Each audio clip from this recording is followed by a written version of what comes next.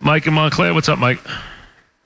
Watching two turtles in a 50-yard dash is more exciting than watching an NBA. No, the NBA's had some good games. Mike, no one takes anything you say about the NBA seriously. I understand. You know that. And by the way, nice of the face of the Knicks organization to show up at the draft. At the lottery, right at the draft, at the lottery. I apologize. They're sending underling Steve Mills instead of showing up. They didn't have the lottery yet. You're talking about the combine. He's not showing up. But Steve Mills will be there instead. Yeah, but who cares? The lottery's on. What is his role at the lottery?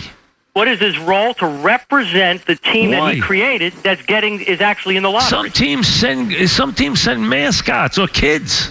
Well, they could have sent Spike Lee, but they decided not to send. Come on, that's ridiculous. I mean, who cares? It's a random thing. It's a lottery. Let me make my LeBron point. I think LeBron's had a couple of really, really bad moments after a couple of these playoff games. First, he throws his coach under the bus.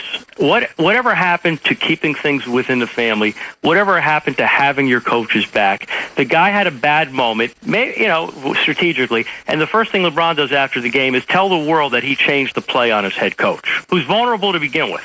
Then, last night, after having a very un-LeBron-like game in which he shot terribly, he tells the world that he didn't let his teammates, since he's the leader of this pack, know that he was not feeling well or was sick. But immediately after the game ends, he tells the whole world, oh, by the way, I was sick during the game. He speaketh too much after these games.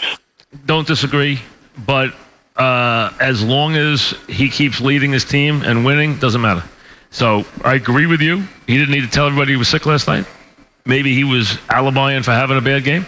He shot the ball poorly, played well otherwise, but shot the ball poorly. Got picked up. I mean, that series, like I said, reminded me of a Nick Heath series years ago where nobody could shoot. The defenses dominated the series. They did. The Bulls couldn't score against. I mean, they just couldn't score. I mean, that's all there is to it. The Bulls just were unbelievably that coach is going to be. That coach is now going to be available, and he's a hell of a coach. He's a great coach. It's time because listen, he's a wonderful coach. But the whole thing there, he should have been out of there 2 years ago. I don't understand this idea that they had Jalen Rose on any minute restriction. I mean, it's like Michael Jordan would play 46 out of 48 minutes. 82 games a year, then throughout the playoffs, and every guy in Chicago is worried about you use your horses when you have them. I understand Jalen Rose is a bum knee, but this idea that you're crucifying the coach because you don't like the amount of minutes he's playing is ridiculous. Listen, the whole thing there has become a mess. From that standpoint, it's time for him to go. I mean, that's all there is to it. I mean, you can wear out your welcome in an organization. Thibodeau, who will get his pick of jobs, has worn out his welcome in Chicago. It's just time. It's time to go. And LeBron did a very good job with what is not a very good team. I mean, and won a series that a lot of people said they were going to lose. You do know who jettisoned Thibodeau when he was here in New York, don't you? One James Dolan. See, I don't know that. I mean, I'm being honest. I don't remember. Thibodeau was not a big enough player yet when he was here.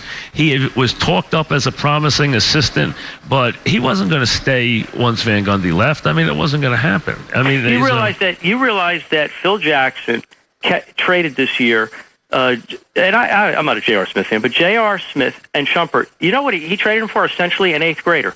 He traded him for a 2019 draft pick. He traded those two guys for an eighth grader. But you killed those guys when they were here. So I mean, you can't have it. On the Knicks. I hate the Knicks. Thanks, Mike. But you can't have it both ways. Mike, you can't. Thanks for the call. You can't kill them when they're here and then say that they shouldn't have been traded.